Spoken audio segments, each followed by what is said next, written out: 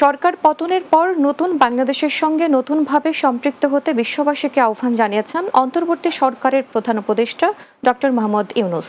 যুক্তরাষ্ট্রের নিউ ইয়র্কে জাতিসংঘের সাধারণ পরিষদের ৭৯তম অধিবেশনে ভাষণ দেন শান্তিতে নোবেল বিজয়ী অধ্যাপক ডক্টর ইউনূস। এ সময় তিনি রোহিঙ্গা প্রত্যাবাসনে আন্তর্জাতিক সম্প্রদায়ের পর্যাপ্ত সহায়তা অব্যাহত রাখার অনুরোধ জানান। নিউ ইয়র্ক প্রতিনিধি আলমগীর হোসেনের প্রতিবেদনে বিস্তারিত। গণমাধ্যম ও বিশ্ব নেতাদের আগ্রহের কেন্দ্রবিন্দুতে ছিলেন ডক্টর মোহাম্মদ ইউনূস। সবাই মুখিয়ে ছিলেন তার বক্তব্য শোনার জন্য।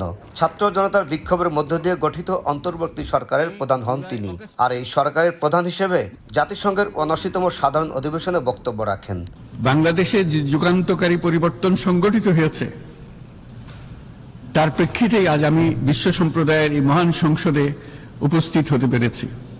আমাদের গণমানুষের, বিশেষ করে তরুণ সমাজের অফুরন্ত শক্তি আমাদের বিদ্যমান রাষ্ট্র কাঠামো ও প্রাতিষ্ঠানিক আয়োজনগুলো আমূল রূপান্তরের এক নতুন সম্ভাবনার দ্বার উন্মোচন করেছে। বাংলাদেশের ভঙ্গুর অর্থনীতিকে চাঙ্গা করতে বিশ্ব নেতাদের সহায়তা কামনা করেছেন। বিশ্ব সম্প্রদায়কে আমাদের নতুন বাংলাদেশের সঙ্গে সম্পৃক্ত হওয়ার উদাত্ত আহ্বান জানাচ্ছি। গত ৭ বছর ধরে বাংলাদেশ রোহিঙ্গা সমস্যা মোকাবেলা করছে। এই সমস্যা কাটিয়ে ওঠার জন্য বিশ্ব নেতাদের দৃষ্টি আকর্ষণ করেন প্রধান উপদেষ্টা। আমরা রোহিঙ্গাদের জন্য মানবিক সহায়তা কার্যক্রম চালু রাখা এবং তাদের টেকসই প্রত্যাবর্তন নিশ্চিত করার উদ্দেশ্যে আন্তর্জাতিক সম্প্রদায়ের পর্যাপ্ত সহায়তা অব্যাহত রাখার আহ্বান জানাচ্ছি। বাংলাদেশের সমস্যা তুলে ধরার পাশাপাশি বিশ্ব নেতাদের সামনে আন্তর্জাতিক ইস্যু নিয়ে কথা বলেন ডক্টর মোহাম্মদ ইউনূস। দীর্ঘদিন ধরে ফিলিস্তিনে চলে আসা গণহত্যা বন্ধ করতে তার ভূমিকার কথা জানান দেন।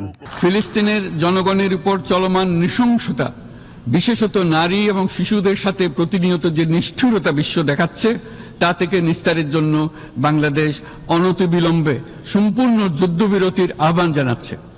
পরিশেষে নতুন বাংলাদেশের সঙ্গে নতুনভাবে সম্পৃক্ত হওয়ার জন্য বিশ্ববাসীর প্রতি আহ্বান জানান তিনি। বাংলাদেশের অর্থনীতিকে গতিশীল করার জন্য ডক্টর ইউনূস ভূমিকা রাখছেন জাতিসংঘে, আর বিশ্ব নেতারা বাংলাদেশের সংস্কার কার্যক্রমকে এই মুহূর্তে ডক্টর ইউনূসের উপর আস্থা রাখছেন, আর এজন্যই সবার সহযোগিতা চেয়েছেন এই নোবেল অর্থনীতিবিদ। আলমগীর হোসেন, বাংলা টিভি, জাতিসংঘ সদর দপ্তর, নিউ ইয়র্ক, যুক্তরাষ্ট্র।